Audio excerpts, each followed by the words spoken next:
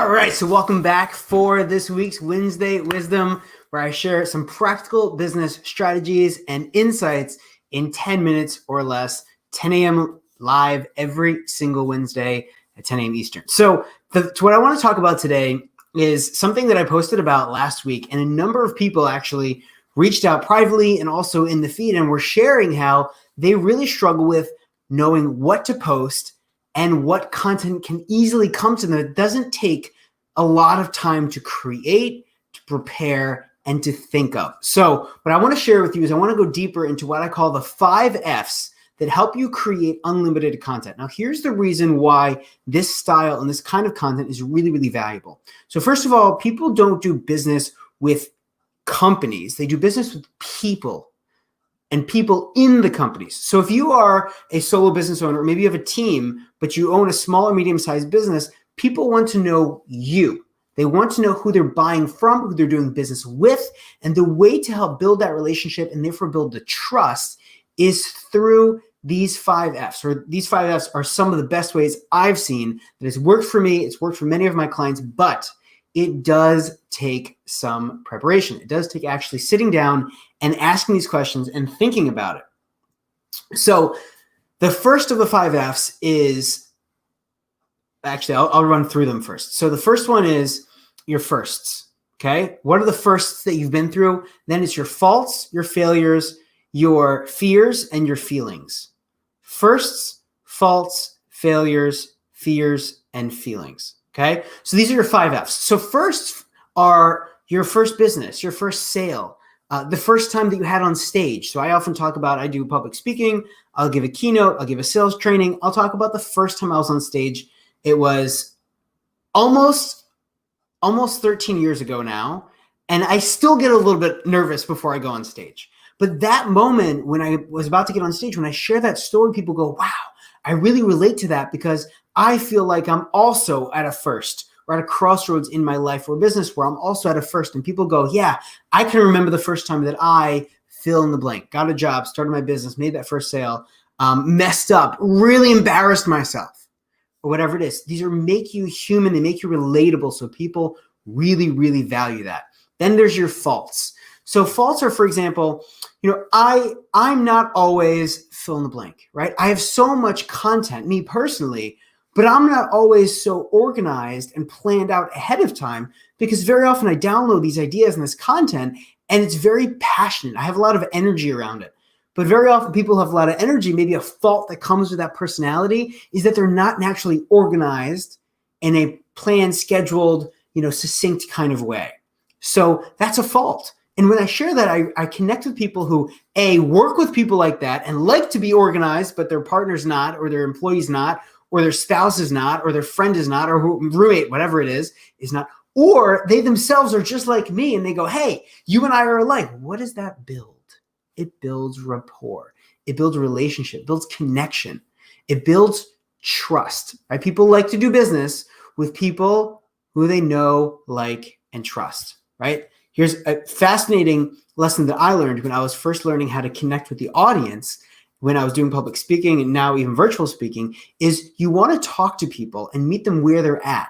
So people like to connect with others. People trust others who they think are like them or who are how they want to be like. So if I see that you are sharing something that makes me feel like you're similar to me, I'm going to want to connect with you.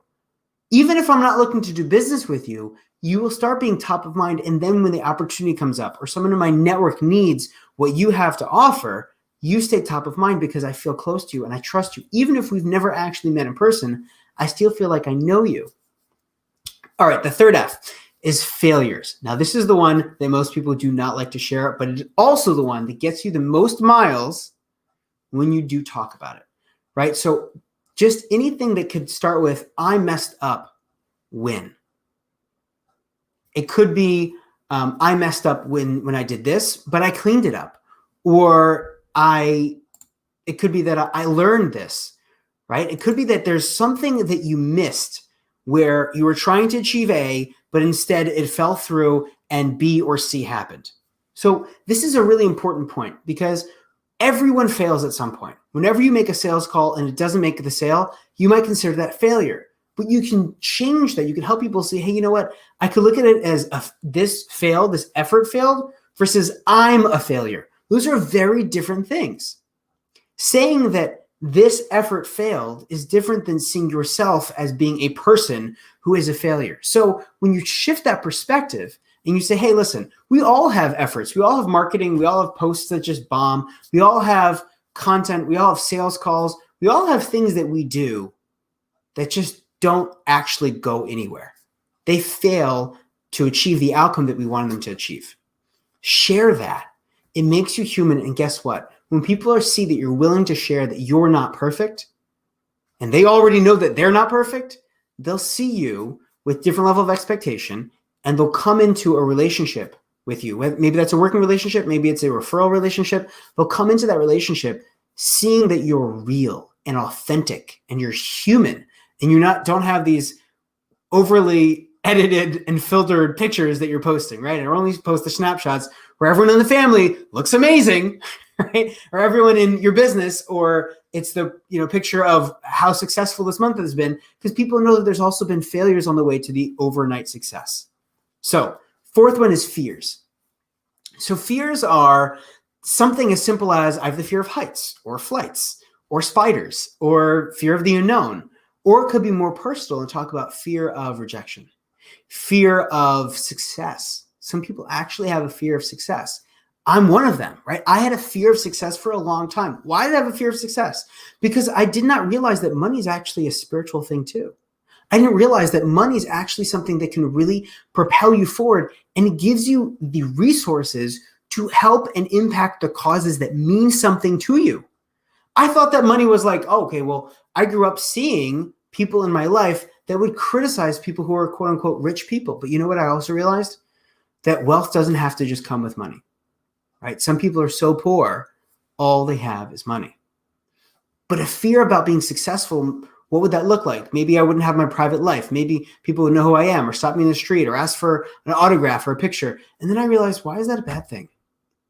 Maybe if people feel inspired and energized by you through what you do, that the fear of success is really just a fake fear, right? Maybe the fear of rejection. And when you learn to work through it, you learn to just share it. You know what happens? People accept you even more when you share your fear of rejection. And you know how many people can relate to a fear of heights or spiders or fear of the end? So many people. So share your fears. And if you want, you could share it in a way that feels like you're not sharing too much. Here's a good rule of thumb. Share your scars, not your open wounds. So if it's something that's bleeding and it's like, oh my gosh, I'm really scared of this and this might happen, you don't have to share that in the moment. You can share something that you were scared of or something that's maybe not very, very vulnerable in that moment because you don't want to share your open wounds. I understand that. Okay, the fifth one is feelings. So what are your feelings about events that are going on, current events? What are your feelings about life? What are your feelings about your role in your company, or what roles should be in your company? Someone this morning shared with me, he runs a social media video creation business. And he's like, yeah, it really bothers me that you have one person who just decides that they're now an agency. Or you have individuals who are really good at graphic design and now they're offering to do websites and marketing funnels. And they say that they're a full service marketing firm, but they're just them and they just do graphics. And then they make it harder for other people to really be able to see who's really good at this, who has a specialty and a superpower in that. So that was his feelings. He was sharing his feelings about the way that people market themselves, the way that people brand themselves. You can share your feelings about what's going on something inside your life. You can share your feelings about how you feel about donuts, right? Someone was just sharing that with me yesterday. But guess what? As silly as that seems, it made them relatable.